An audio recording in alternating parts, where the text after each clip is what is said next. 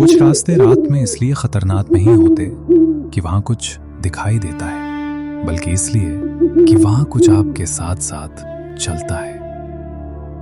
गांव बैर सिंहपुर में लोग अंधेरे से नहीं डरते, वे डरते हैं उस रास्ते से जिसका नाम शाम के बाद कोई नहीं लेता। दिन में वो रास्ता छोटा पड़ता है, रात में वही रास्ता लौटने नहीं देता। और आज की रात शंकर उसी रास्ते से गुजरने वाला था। बैर सिंहपुर गांव में एक रास्ता है जिसे रात में कोई नहीं लेता, तालाब वाला रास्ता। धारो अम्मा चौखट पर बैठी हल्की हल्की खांस रही थी। खांसी पुरानी थी और चेहरा शांत। शंकर खेत से लौटा, उसने जूते उतारे और अम्मा की तरफ देखा। अम्मा, आज तबीयत कैसी है? हाँ, जैसी रोज रहती है बेटा। शंकर पानी रखता है और पास बैठ जाता है। कल शहर जाना पड़ेगा, डॉक्टर से दिखाना है। दिन में जाना। सुबह देर हो जाएगी, अगर आज रात निकल जाऊं तो। धारो अम्मा की खांसी रुक गई। नहीं, रात में मत जाना। क्यों अम्मा? धारो अम्मा कुछ पल चुप रही, फिर बोली, वो रास्ता मत लेना। कौन सा रास्ता? तालाब वाला। अम्मा, वो तो छोटा रास्ता है। धारो अम्मा ने धीरे लेकिन साफ कहा। छोटा रास्ता हर बार सही जगह नहीं ले जाता बेटा। शंकर चुप हो गया। पहली बार उसके पास कोई जवाब नहीं था और बाहर बैरसिंहपुर पर रात उतरने लगी थी। शंकर घर से बाहर निकला। आसमान में आखिरी रोशनी धीरे धीरे बुझ रही थी। गांव की गलियां अब उतनी भरी हुई नहीं थीं जितनी दिन में रहती है। लोग दिख रहे थे पर रुक नहीं रहे थे। हर कोई अपने अपने रास्ते घर की तरफ बढ़ रहा था। शंकर को यह जल्दी समझ में आ गया, आज गांव बिना कहे जल्दी सोने जा रहा है। वह चाय की दुकान की तरफ बढ़ा। बैरसिंहपुर की शाम की पहचान थी। यहीं बैठकर दिन भर की बातें होती थी, लेकिन आज दुकान खुली होने के बावजूद माहौल बंद सा था। 2-3 लोग बेंच पर बैठे थे। चाय सामने रखी थी, लेकिन किसी ने अब तक एक भी घूंट नहीं लिया था। शंकर पास पहुंचा। एक चाय देना काका। दुकानदार ने सिर हिलाया, नजर नहीं मिलाई। चाय बनाते हुए भी बार बार बाहर अंधेरे की तरफ देखता रहा। शंकर ने चारों तरफ देखा। आज यहां हंसी नहीं थी, बहस नहीं थी, शोर नहीं था। आज हवा कुछ ज्यादा ठंडी है। हाँ, तालाब की तरफ से आ रही है। आज सब इतनी जल्दी क्यों लौट रहे हैं? एक पल को पूरी दुकान खामोश हो गई। किसी ने कुर्सी खिसकाई, किसी ने खांसकर गला साफ किया। अंधेरा आज जल्दी उतर गया है। हाँ, और मौसम भी ठीक नहीं लग रहा। शंकर समझ गया। सवाल गलत नहीं था, लेकिन सवाल पूछने का वक्त गलत था। उसी वक्त हरदत्त चाचा दुकान के पास आकर रुक गए। शंकर, नमस्ते चाचा। शहर जा रहा है? हाँ चाचा, आज रात निकलूंगा। हरदत्त चाचा कुछ पल उसे देखते रहे, जैसे उसके चेहरे से इरादा पढ़ने की कोशिश कर रहे हो। तो देर मत करना। क्यों चाचा? हरदत्त चाचा ने सीधा जवाब नहीं दिया। उसकी नजर तालाब की दिशा में गई। रास्ता देखकर जाना। बस इतना कहकर वो आगे बढ़ गए। शंकर चाय लेकर वहीं खड़ा रहा। चाय गर्म थी, लेकिन हाथ ठंडे लग रहे थे। आज पहली बार उसे महसूस हुआ, गांव कुछ छुपा नहीं रहा, बस बोलने से बच रहा है। चाय की दुकान से लौटते वक्त शंकर के कदम अपने आप धीमे पड़ गए। गांव की गलियां अब लगभग खाली थी। कहीं कहीं घर के अंदर से बर्तनों की आवाज आती थी, तो कहीं दरवाजे बंद होने की। ये वही वक्त था जब बैरसिंहपुर दिन से रात में बदल जाता है। शंकर घर पहुंचा। आंगन में अंधेरा फैल चुका था, लेकिन अंदर दिए की हल्की रोशनी अब भी जल रही थी। धारो अम्मा अब भी चौखट के पास बैठी थी, जैसे उसे यकीन हो कि शंकर अभी लौटेगा। चाय पी ली? हाँ अम्मा। शंकर ने लालटेन दीवार से उतारी। उसकी लौ हल्की सी कांप रही थी। धारो अम्मा की नजर सीधे लालटेन पर गई। इतनी रात में क्यों निकाल रहा है? अगर अभी निकल जाऊं तो सुबह तक शहर पहुंच जाऊंगा। धारो अम्मा खामोश हो गई। उसकी खांसी कुछ देर के लिए रुक गई। मैंने मना किया था। अम्मा, डॉक्टर को दिखाना जरूरी है। दिन में गया तो देर हो जाएगी। धारो अम्मा ने धीरे से सांस ली, जैसे किसी पुराने विचार को फिर से जी रही हो। शंकर, हर रात सिर्फ रात नहीं होती। आप क्या कहना चाहती हैं? कुछ रास्ते दिन में जैसे दिखते हैं, रात में वैसे नहीं रहते। शंकर ने लालटेन थामी। उसके मन में चाय की दुकान की चुप्पी और हरदत्त चाचा के शब्द गूंजने लगे। अम्मा, मैं बच्चा नहीं हूं। मुझे पता है, इसीलिए डर लग रहा है। शंकर कुछ नहीं बोला। वह समझ गया, यह मना करना डांट नहीं है, यह गुजारिश है। मैं जल्दी लौट आऊंगा। तालाब वाला रास्ता मत लेना। अगर वही पड़ा तो पीछे मुड़कर मत देखना। ये कैसी बात है अम्मा? धारो अम्मा ने जवाब नहीं दिया। शंकर ने लालटेन जलाई। उसकी लौ अब ज्यादा तेज चल रही थी। घर के अंदर दिया जलता रहा और बाहर बैरसिंहपुर की रात पूरी तरह जाग चुकी थी। आज की रात सिर्फ सफर की नहीं थी, आज की रात फैसले की थी। रात अब पूरी तरह उतर चुकी थी। बैरसिंहपुर की गलियां धीरे धीरे खाली हो रही थी। कहीं से कुत्ते के भौंकने की आवाज आई तो कहीं दरवाजा बंद होने की। शंकर ने लालटेन उठाई और दरवाजे की तरफ बढ़ा। उसके कदम पहले से भारी लग रहे थे। अम्मा, मैं निकल रहा हूं। इतनी जल्दी? रास्ता लंबा है। धारो अम्मा चौखट तक आई। बाहर की ठंडी हवा उसके चेहरे से टकराई। लालटेन ठीक से पकड़ना। हाँ अम्मा। गली में कदम रखते ही अंधेरा और गहरा हो गया। घर की रोशनी पीछे छूटने लगी। शंकर ने 2 कदम चले, फिर रुक गया। पीछे मुड़कर देखा। धारो अम्मा अब भी चौखट पर खड़ी थी। उसकी परछाई दिए की रोशनी में लंबी खिंच गई थी। ध्यान से जाना बेटा। आप चिंता मत करो। शंकर आगे बढ़ा, पर कुछ कदम बाद फिर रुक गया। अम्मा, सुबह लौट आऊंगा। गली के मोड़ पर पहुंचते ही घर दिखाई देना बंद हो गया। वहीं से बैरसिंहपुर की आखिरी सुरक्षित सीमा शुरू होती थी। शंकर ने लालटेन ऊपर उठाई। रोशनी में खाली रास्ता दिखा। बस रास्ता ही तो है। गांव की आखिरी झोपड़ी धीरे धीरे पीछे छूटने लगी। हवा ठंडी होती गई और आवाजें कम होती गईं। अब सिर्फ उसके कदमों की आवाज थी और लालटेन की हल्की खड़खड़ाहट। एक पल को शंकर को लगा जैसे किसी ने पीछे से उसका नाम लिया हो। वह रुक गया। कौन? कोई जवाब नहीं, सिर्फ रात की खामोशी। शंकर ने गहरी सांस ली और आगे बढ़ गया। पीछे घर की आखिरी रोशनी पूरी तरह बुझ चुकी थी और सामने अंधेरे में तालाब वाला रास्ता धीरे धीरे उभर रहा था। गांव की आखिरी झोपड़ी पीछे छूटते ही रास्ता बदल गया। मिट्टी की खुशबू अब वैसी नहीं रही थी। हवा में नमी घुल गई थी।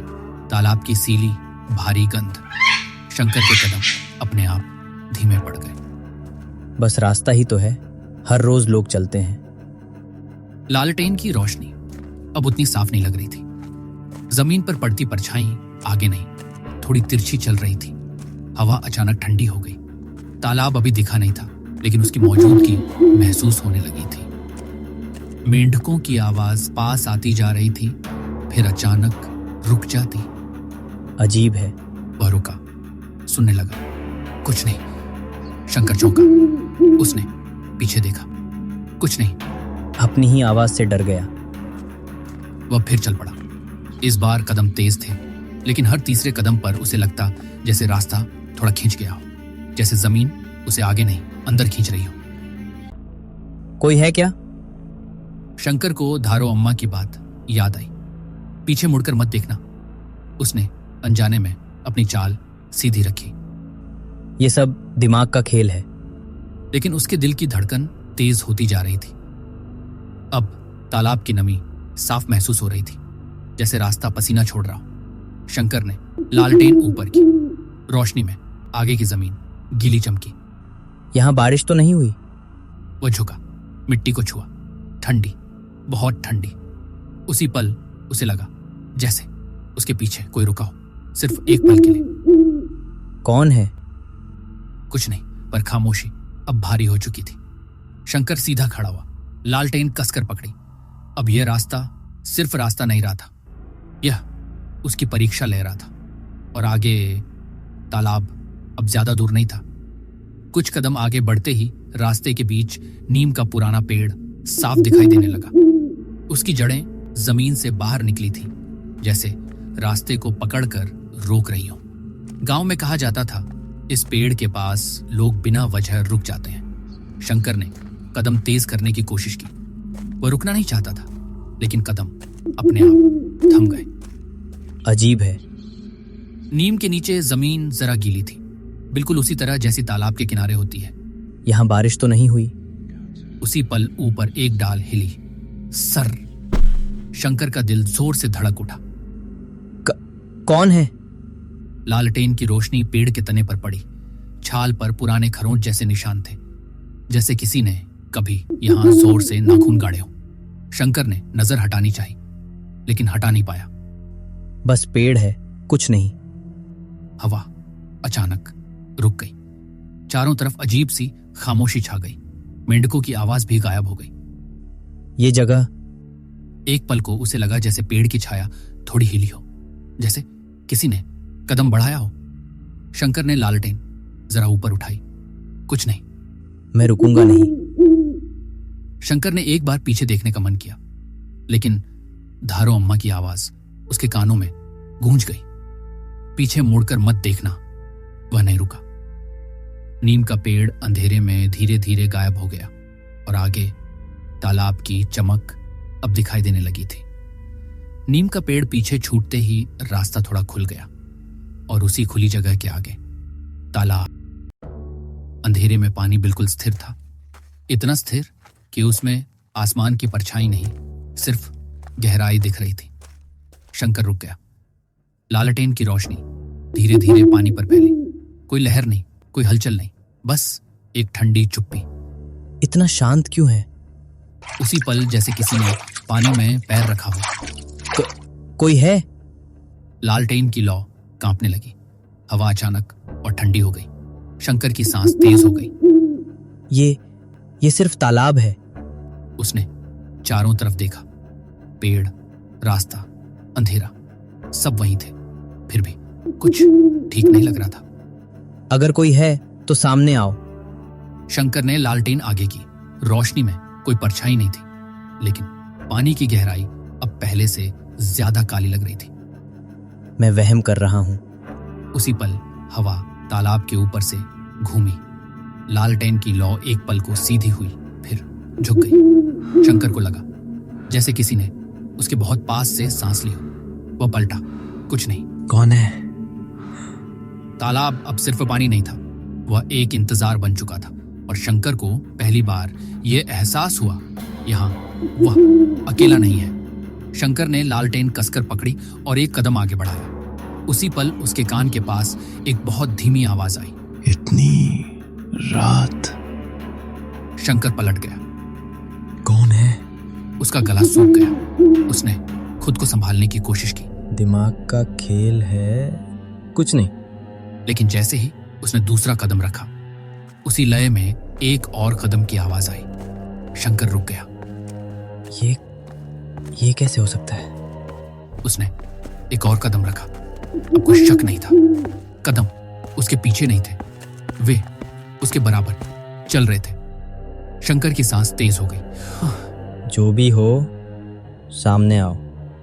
कोई जवाब नहीं। अब आवाज साफ सुनाई दे रही थी। पीछा क्यों कर रहे हो? पीछा नहीं, शंकर रुक गया। तो क्या? साथ। उसने पीछे देखने की कोशिश की, लेकिन धारो अम्मा के शब्द उसके दिमाग में गूंज गए। पीछे मुड़कर मत देखना। वह नहीं पलटा। तुम मुझसे क्या चाहते हो? कोई जवाब नहीं, बस कदमों की आवाज अब थोड़ी आगे बढ़ गई, जैसे कोई उसे रास्ता दिखा रहा हो। तालाब पीछे छूटने लगा। रास्ता अब पहले से ज्यादा लंबा लग रहा था। शंकर का दिल जोर जोर से धड़क रहा था। तालाब पीछे छूट चुका था, लेकिन रास्ता खत्म होने का नाम नहीं ले रहा था। शंकर तेज चल रहा था, इतना तेज कि उसकी सांस अब साफ सुनाई देने लगी थी। सीने में जलन थी, पैरों में भारीपन। ये रास्ता इतना लंबा नहीं था। कदमों की आवाज अब उसके आगे से आ रही थी। शंकर रुक गया, कदम भी रुक गए। उसने हिम्मत जुटाई। अब बस, जो भी हो सामने आओ। शंकर ने लालटेन आगे की। रोशनी में रास्ता दिखा। वही मिट्टी, वही पेड़, कुछ भी अलग नहीं था। फिर भी सब कुछ अलग लग रहा था। अगर कुछ था तो अब तक दिख जाना चाहिए था। थकान अब डर से ज्यादा भारी लगने लगी थी। उसके कंधे झुक गए, कदम धीमे पड़ गए, और उसी पल कदमों की आवाज फिर लौटी, इस बार बहुत पास से। क्यों नहीं दिखते तुम? क्योंकि डर देखने की चीज नहीं है। तो डर होता क्या है? डर तब लगता है जब रास्ता आपसे पहले आपको पहचान ले। शंकर ने आंखें बंद कर ली। अगर यही है तो खत्म क्यों नहीं होता? कदमों की आवाज धीरे धीरे पीछे हटने लगी, जैसे कोई उसे अकेला छोड़ रहा हो। शंकर ने आंखें खोली। रास्ता अब सामने साफ दिख रहा था। खत्म हो गया। उसने एक कदम बढ़ाया, कुछ नहीं हुआ। दूसरा, फिर तीसरा, सब सामान्य। रात अब उतनी भारी नहीं लग रही थी। शंकर चलता रहा। अब उसके कदम डर से नहीं, थकान से धीमे पड़ गए थे। थोड़ी दूर बाद गांव की पहली झोपड़ी दिखाई दी। शंकर रुक गया। मैं लौट आया। उसने पीछे मुड़कर देखा। तालाब वाला रास्ता अब वैसा ही था जैसा हमेशा रहा है, साधारण, खामोश, जैसे कुछ हुआ ही ना हो। लेकिन उसके सीने का बोझ कुछ और कह रहा था। घर के पास पहुंचते ही दरवाजा आधा खुला था। अम्मा। आ गया बेटा? हाँ अम्मा। शंकर बैठ गया। लालटेन दीवार के पास रख दी। कमरे में अब सिर्फ दिए की लौ हिल रही थी। कुछ पल कोई कुछ नहीं बोला। आप सोई नहीं? नींद नहीं आई? अम्मा, तालाब वाला रास्ता क्या हुआ वहाँ? कुछ ठीक नहीं लगा। डर लगा? न हाँ में न ना में। डर समझ में नहीं आता। धारो अम्मा ने गहरी सांस ली, जैसे कोई पुरानी बात फिर से सीने में उतर आई हो। कुछ चीजें डर से बड़ी होती हैं बेटा। तो लोग उस रास्ते से नहीं जाते क्यों? क्योंकि हर रास्ता सिर्फ मिट्टी का नहीं होता। तो किसका होता है? कुछ रास्ते यादों से बने होते हैं। शंकर को फुसफुसाहट याद आई। वो आवाज जो दिखाई नहीं दी लेकिन साथ चलती रही। अम्मा, वहां कोई था? दिखा? नहीं, पर लगा जैसे कोई साथ चल रहा हो। कुछ साथ चले तो दिखते नहीं बेटा। शंकर सीधा बैठ गया। आप जानती हैं कुछ? बहुत कुछ। शंकर समझ गया। माँ उसे टाल नहीं रही, वह खुद को रोक रही है। और अब कहानी खत्म नहीं हुई थी, बस अगली सुबह का इंतजार कर रही थी। सुबह की धूप बैरसिंहपुर पर फैली थी, लेकिन आज गांव जल्दी में नहीं था। लोग बाहर थे, पर आवाजें धीमी थी। हंसी नहीं थी, मजाक नहीं था। तालाब की तरफ आज भी कोई नहीं गया। पीपल के पेड़ के नीचे पंचायत बुलाई गई। ये पंचायत किसी झगड़े के लिए नहीं थी, ये एक बोझ उतारने के लिए थी। शंकर पीछे खड़ा था, उसकी नजर हर चेहरे पर जा रही थी। सब लोग ध्यान से सुने। गांव और शांत हो गया। कई सालों से तालाब वाला रास्ता हमें रोकता आया है। कुछ लोग नजरें झुका लेते हैं, लेकिन सच्चाई ये है, रास्ता नहीं, हमारी गलती भारी थी। हरदत्त चाचा धीरे से आगे बढ़े। माधो हमारी गलती से मरा था। ये बात पहली बार डर के बिना कही गई। हमने नुकसान पहुंचाने का नहीं सोचा था, पर जो हुआ वो माफी के लायक भी नहीं था। एक बूढ़ी औरत रो पड़ी। हम सब चुप रहे, और चुप रहना भी गुनाह होता है। किसी ने उसे रोका नहीं। शंकर आगे बढ़ा। अगर गलती हमारी थी तो पछतावा भी हमारा होना चाहिए। लोगों ने पहली बार उसकी तरफ देखा। अब क्या किया जाए? तालाब वाले रास्ते पर एक बोर्ड लगाया जाएगा। उस पर लिखा होगा यह रास्ता माधो के नाम है। गांव एकदम शांत हो गया। ये नाम डर के लिए नहीं होगा, याद के लिए होगा। ताकि जो भी इस रास्ते से गुजरे उसे पता हो यहाँ एक इंसान हमारी गलती से मरा था। कोई विरोध नहीं हुआ। पहली बार गांव ने गलती छुपाने के बजाय स्वीकार की। और आज हम सब यहीं खड़े होकर माधो से माफी मांगते हैं। उस दिन पंचायत बिना शोर के खत्म हुई, लेकिन बैरसिंहपुर में पहली बार कोई फैसला दिल से लिया गया था। उस रात बैरसिंहपुर में कोई जल्दी नहीं सोया। डर नहीं था, बस एक अजीब सा इंतजार था। तालाब वाला रास्ता अब भी वहीं था, मिट्टी वहीं, पेड़ वहीं, लेकिन हवा में कुछ बदला हुआ था। शंकर अकेला तालाब की तरफ चला। आज उसके हाथ में लालटेन नहीं थी। उसने अंधेरे पर भरोसा किया। तालाब के पास पहुंचकर वह रुक गया। पानी शांत था, इतना शांत जैसे किसी ने उसे सुन लिया हो। आज गांव ने अपनी गलती मान ली है। फिर एक आवाज आई। अब फुसफुसाहट नहीं थी, अब डर नहीं था। मैं जानता हूं, आप अब भी यही हैं। आज आखिरी बार। तालाब के किनारे नया बोर्ड रखा था, लकड़ी का, साधारण।